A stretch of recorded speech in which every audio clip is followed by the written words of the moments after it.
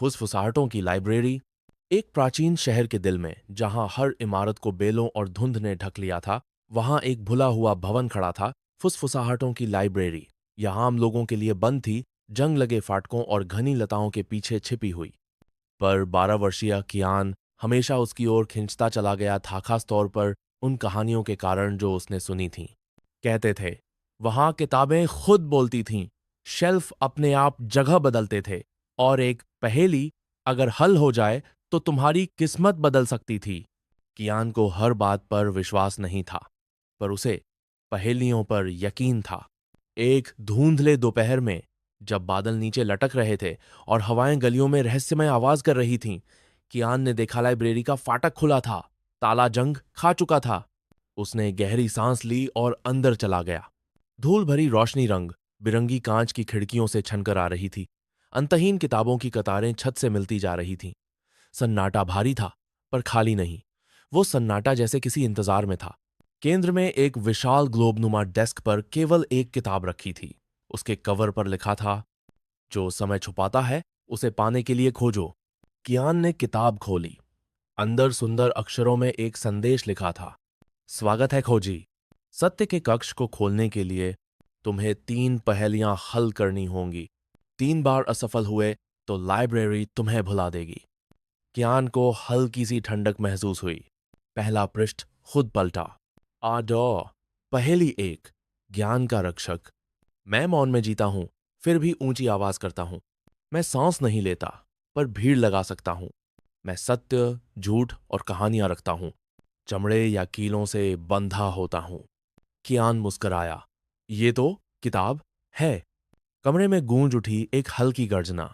एक लंबा book shelf सरक गया और पीछे से एक सौंकड़ा, घुमावदार पत्थर की सीढ़ी दिखाई दी। वह धीरे धीरे नीचे उतरने लगा। आ पहेली 2। भुलाया गया रास्ता। नीचे एक कमरा था, जिसकी दीवारों पर मोमबत्तियां और दर्पण लगे थे। बीच में एक चबूतरा था, जिस पर एक हल्की चमकती हुई स्क्रॉल पेंडुलिपे रखी थी। मैं बिना सोचे प्रतिबिंब बनाता हूं। सत्य दिखाता हूं, पर खुद नहीं जानता। तुम्हें दोहरा दिखाता हूं, पर असली तुम हो। आत्मा नहीं है, फिर भी सब कुछ उजागर करता हूं। थोड़ी देर सोचने के बाद कियान बोला, दर्पण। मोमबत्तियां कांपीं। स्क्रॉल खुद ही लिपट गई। एक नई दीवार खुली, जिस पर बेलों और प्रतीकों की नक्काशी थी। वह आगे बढ़ गया। और पहेली 3। प्रतिध्वनियों का कक्ष।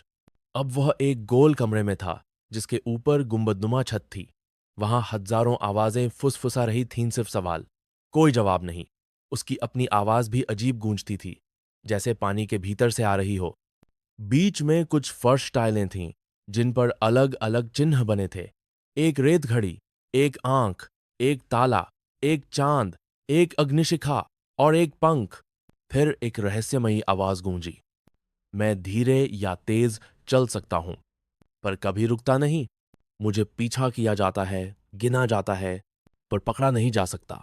कियान ने कहा, समय। वह रेत घड़ी वाली टाइल पर खड़ा हुआ। अचानक सब कुछ रुक गया। आवाजें गायब, हवा बंद, धूल भी हवा में थम गई। फिर ऊपर की छत के पैनल खुले। एक विशाल भित्ति चित्र, म्यूरल दिखाई दिया। सितारे, रेखाएं, अंक और 4 हवा में घूमती हुई किताबें। टीए अंतिम चुनाव। एक अनदेखी आवाज ने कहा, एक किताब आगे का रास्ता दिखाती है, बाकी तुम्हें सवालों में हमेशा के लिए फांसा देंगी। 4 किताबें लाल, नीली, सुनहरी और हरी हवा में चमक रही थीं। कियान ने इधर उधर देखा। जमीन पर एक शिलालेख उकेरा हुआ था। सोना है स्मृति, नीला है स्वप्न, लाल है भय, हरा है सत्य। उसने बिना हिचके हरी किताब उठाई। हाथ लगाते ही कमरा हरे प्रकाश में घुल गया। कियान की आंखें खुलीं तो वह फिर से मुख्य हॉल में था, लेकिन अब शेल्फ उसके नाम की फुसफुसाहट कर रहे थे। एक भव्य सीढ़ी प्रकट हुई, जो पहले वहां नहीं थी। ऊपर एक विशाल सुनहरे दरवाजे पर चक्र और 3 आंखों का प्रतीक बना था। हरी किताब अब भी उसके हाथ में थी। आखिरी पन्ने पर लिखा था, तुमने आराम की जगह सत्य चुना, भ्रम की जगह ज्ञान।